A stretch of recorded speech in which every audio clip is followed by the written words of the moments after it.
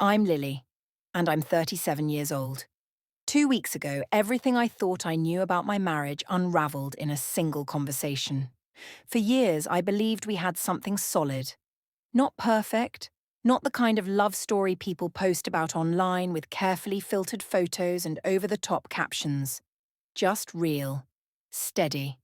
The kind of relationship you build slowly, through choices and compromises and showing up day after day. Now, I wonder if I confused routine with security, if I mistook familiarity for love. His name was Daniel. We'd been together for 9 years, married for 7 of them. We met at a conference in Denver, both of us standing awkwardly near a coffee station that served terrible drinks, killing time between sessions. One conversation led to another. Then came phone calls that stretched late into the night. 6 months of long distance turned into something neither of us had planned for. Eventually, he moved to my city. A year later, we got engaged. Another year passed, and we were married. It all followed the expected path, the one people stop questioning once enough time goes by. 3 years ago, we bought a house together. 2 cars sat in the driveway. We had separate closets, shared grocery lists, and vague conversations about starting a family someday. Someday always felt just far enough away to be comfortable. Daniel worked in corporate communications. My career was in project management.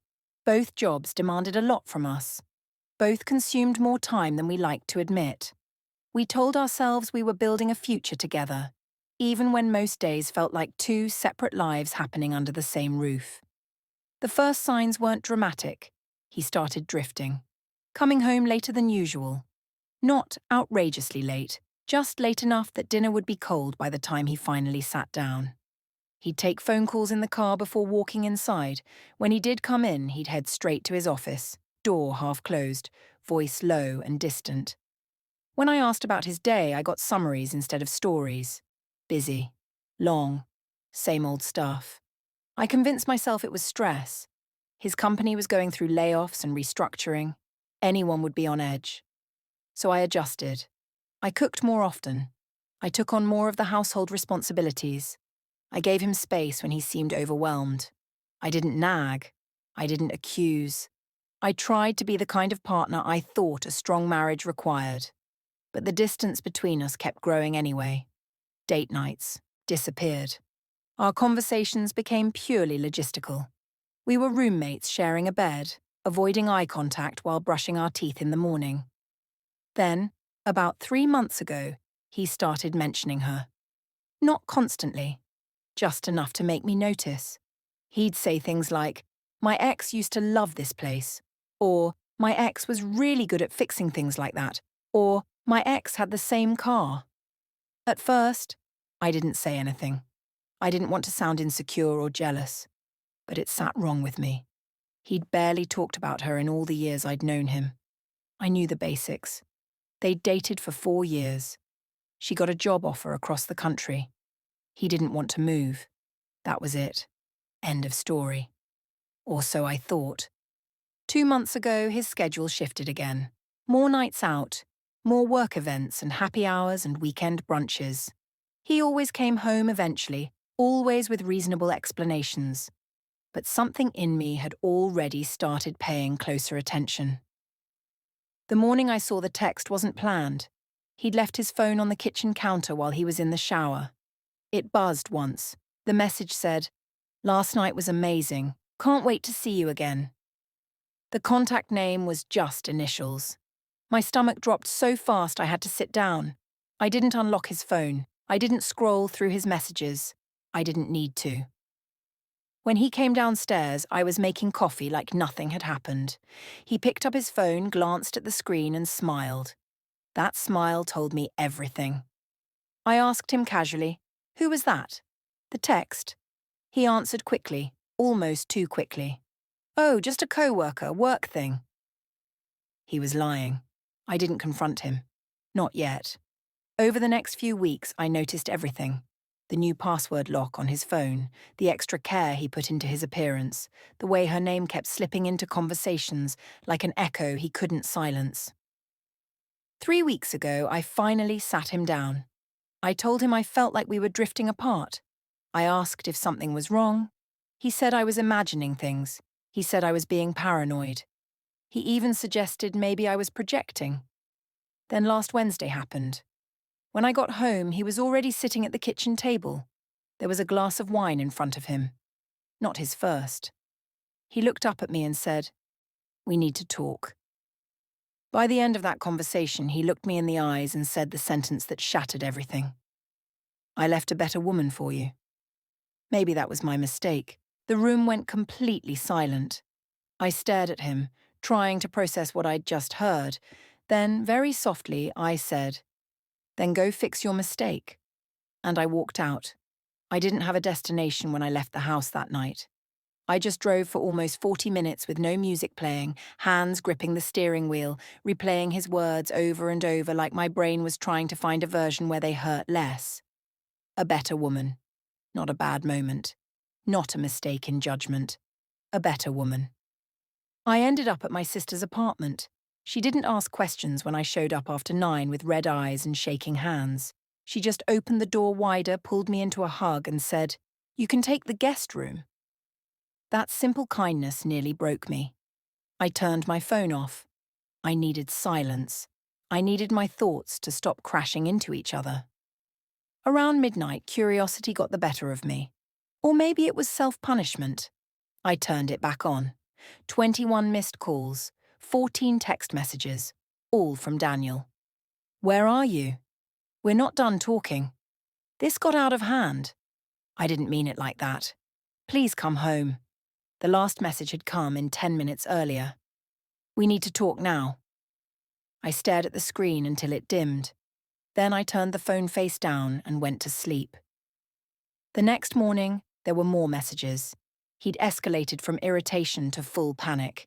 He'd even called my sister, who told him I was safe but needed space. Apparently that didn't sit well with him. I went to work anyway, burying myself in meetings and spreadsheets, grateful for something that required logic instead of emotion. Every time my phone buzzed, my stomach clenched. By late afternoon, I knew avoiding him forever wasn't an option. I didn't want to live in limbo. I wanted the truth, all of it. When I finally answered his call, his voice sounded smaller. "Can we talk?" he asked. "Really talk?" So I agreed to meet him at a neutral place, a quiet cafe near the office, public enough to keep things civil, neutral enough to keep me from caving. He looked exhausted when he arrived. Dark circles under his eyes, jaw tight. "I didn't mean what I said," he started immediately. "I was angry, emotional." I looked at him calmly. "You didn't stumble over those words. You chose them." He sighed, ran a hand through his hair. "I've just been confused." That word again. Confused. "About what?" I asked. He hesitated, then finally said it. "I reconnected with my ex." There it was. "How?" I asked. "Online at first, just messages, catching up, and then she moved back to town 3 months ago." The timeline clicked into place like a puzzle I'd been assembling without realizing it. The late nights, the secrecy, the phone. "Have you been seeing her?" I asked. "Sometimes," he said quickly. "Coffee, lunch, talking." "And the text I saw?" I asked. "About last night being amazing?" His face changed. "You went through my phone?" "I saw a notification," I said. "That's all it took." "You had no right," he said. "You don't get to talk about rights," I cut in. "Not while you're emotionally involved with someone else." "It's not an affair," he said defensively. "We haven't slept together." "But you want to," I said. He didn't answer. That silence told me everything. "So what was the plan?" I asked quietly. "You keep me here while you figure out if she's better?" "That's not fair," he snapped. "You haven't been present in this marriage either." I felt something inside me go very still. "I was here," I said. "Every night. Every weekend. I asked you about your day. I tried to connect. You shut me out." "That's not the same as understanding me," he said. "She understands me." There it was again, the comparison. I realized then that this hadn't started 3 months ago. It had started the moment he decided to measure me against a ghost. You didn't come back to her because you were confused, I said. You came back because it was easy, because she doesn't see who you actually are now. She only knows the version of you that exists in memory. I know the man who hides behind his phone and blames his wife for his guilt. He looked away. I never meant to hurt you, he said. But you did, I replied. And worse, you were willing to keep doing it. For the first time, I saw fear in his eyes. Not fear of losing me. Fear of losing the option. When I stood up to leave, he reached for my hand. Don't make a decision like this, he said. We can fix this. I pulled my hand back. No, I said softly. You wanted to see if there was something better. Now you get to find out what life looks like without me. That night, lying in my sister's guest room, I didn't cry. I just stared at the ceiling, realizing something terrifying and freeing at the same time. I hadn't been abandoned. I'd been replaced months ago and was only just being told. And once I understood that, something inside me hardened into resolve. The morning after that cafe meeting, I didn't wake up heartbroken. I woke up focused. There's a strange clarity that comes when denial finally burns off. Once the story you've been telling yourself collapses, you stop wasting energy trying to hold it together. I called in sick to work, not because I needed rest, but because I needed time. Time to think, time to plan, time to make decisions without someone else's voice in my head. The first call I made was to a lawyer, not a dramatic one found through a frantic search. The same attorney who'd handled our house closing 3 years earlier. Someone who already knew our finances, our names on the deed, our state's separation laws. I explained everything calmly. Emotional affair, intent to separate, no children, comparable incomes. She asked one question that stuck with me. Do you feel safe in the home right now? It wasn't about violence, it was about boundaries. No, I said honestly. By noon I had answers. By 1 I had options. By 2, I had made up my mind. That evening I drove back to the house. But I didn't go alone. I'd hired a locksmith. I'd scheduled a small moving truck. And I'd asked my sister to meet me there.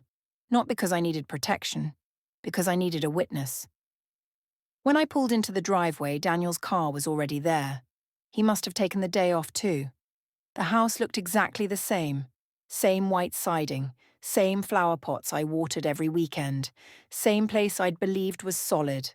The locksmith was already waiting. Daniel opened the door when he heard the car. His face shifted from relief to confusion when he saw who I was with. What's going on? He asked. I'm moving out, I said evenly. This is my 30-day notice. He blinked. Your what? The house is in both our names, I continued. We'll sort that out through lawyers, but I'm not living here anymore. You're doing this because of one argument? He said, voice rising.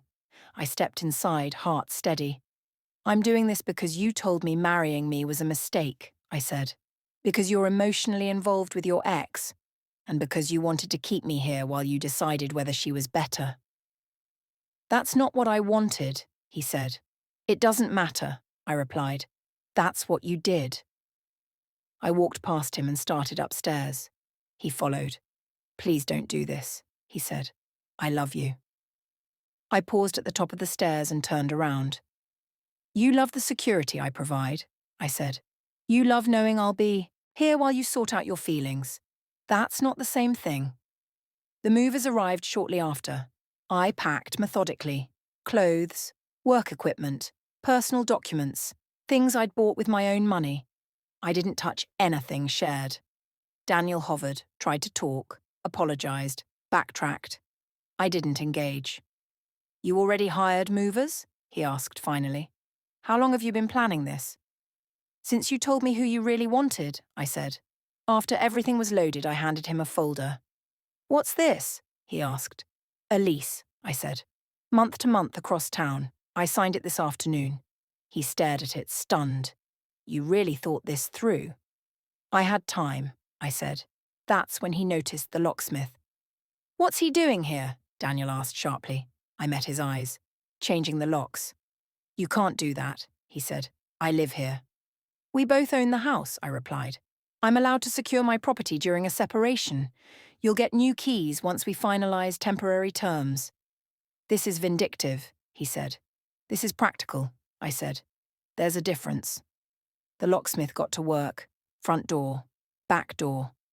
Daniel watched, disbelief giving way to anger. You're really kicking me out?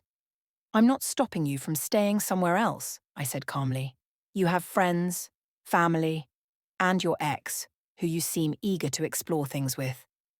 Silence. When the locksmith finished, he handed me the keys. I took them without ceremony. My sister waited by the truck, arms crossed, saying nothing. As I walked out, Daniel followed me into the driveway. Please don't leave like this, he said. Let's talk. Really talk. I looked at him. Really looked. We did talk, I said. And you made it clear I was never your first choice. He opened his mouth. Nothing came out. I got into my car. I didn't look back. The first night in my new apartment felt unreal. The space was quiet in a way I wasn't used to. No familiar footsteps. No low murmur of someone else moving through rooms I'd memorized. Just the hum of the refrigerator and the city noise drifting in through the window. I slept better than I expected. The next morning, the messages started again. Daniel cycled through emotions like someone flipping radio stations too fast to settle on a song. Please come home. You're overreacting. I never cheated on you. I can't believe you're doing this. We can fix it. You're destroying everything. I didn't respond. By day 3, the tone changed. He started telling people I'd abandoned him, that I'd thrown away our marriage without warning, that he'd been blindsided. I heard it through mutual friends first, carefully worded check-ins that felt more like interrogations. Are you okay? What really happened? Daniel says you just left. I told them the truth, calmly, briefly. He reconnected with his ex, told me marrying me was a mistake, so I left. That usually ended the conversation. Not everyone believed me. Some did. I let that go. The lawyer served the separation papers 1 week later. Daniel had 30 days to respond. That's when the panic really set in. He showed up at my apartment complex twice. Security turned him away both times. He left voicemails, crying, then angry, then pleading again. I forwarded everything to my lawyer. 2 weeks in, he stopped contacting me directly.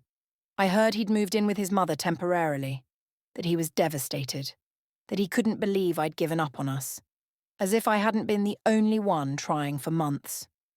3 weeks after I left, my lawyer called. He wants to contest the separation, she said. He wants counselling. Another chance. No, I said immediately. She paused. You're sure? Yes, I said. File for divorce. Irreconcilable differences. Fair split of assets. No alimony. Clean break. She filed the next day. Daniel spiraled after that. He tried to control the narrative online, posted vague messages about betrayal and loyalty, about being left during his lowest point. I didn't engage. When friends asked, I told them the same thing every time. I wasn't his first choice. I removed myself from the competition. That was enough. 4 weeks in, he finally signed. Mediation was surprisingly uneventful. He agreed to buy me out of the house.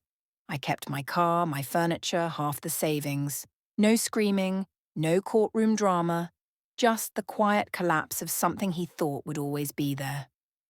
I found out later, through the same mutual friends who'd once questioned me, that things with his ex hadn't worked out. Apparently, she wasn't looking for anything serious. She'd recently come out of her own divorce, was enjoying her freedom, reconnecting with old flames. Daniel was just one of several. The irony didn't make me smile. It just confirmed what I already knew. I'd never been the problem. The divorce was finalized 6 months after the night I walked out. By most standards, that's fast. But we had no children, no tangled businesses, no reason to keep circling a truth we both already knew. By the time the papers were signed, I had settled into my new life. New routines, morning walks, therapy every Wednesday evening, groceries bought for one person instead of two, a space that felt mine in a way the house never truly had. Therapy helped me understand something important. I hadn't just lost a marriage. I'd lost the version of myself who kept shrinking to make room for someone else's uncertainty. About 2 months after the divorce was finalized, I heard through the grapevine what had happened next. Daniel had tried to make things work with her. Really tried. Dinners, weekends away, plans he'd never bothered making with me once things got comfortable. It didn't last. She wasn't interested in commitment. She'd been honest about that from the beginning. Apparently she liked attention, nostalgia, the way old relationships made her feel desired without expectation. Daniel hadn't been special, just familiar. When that fell apart, he reached out to me. One message. "Can we talk? I need closure." I stared at it for a long time. Then I deleted it. Closure isn't a conversation someone earns after they've already shown you who you were to them. Someone asked me recently if I regret how I handled everything. Moving out so quickly, changing the locks, not staying to work it out. I don't. Because the truth is, Daniel didn't want to fix our marriage. He wanted to keep me as a safety net while he explored whether something better existed. And the moment I removed that safety net, he panicked. Not because he loved me, because he realized he might end up alone. I spent 9 years with a man who quietly compared me to a past he never let go of, who measured our marriage against an idealized version of someone who never had to deal with real life alongside him. I refused to be anyone's second choice. I refused to compete with a memory. I refuse to wait while someone decides whether I'm enough. I'm 37 years old. I'd rather be alone than be someone's backup plan. And for the first time in a long time, that feels like freedom.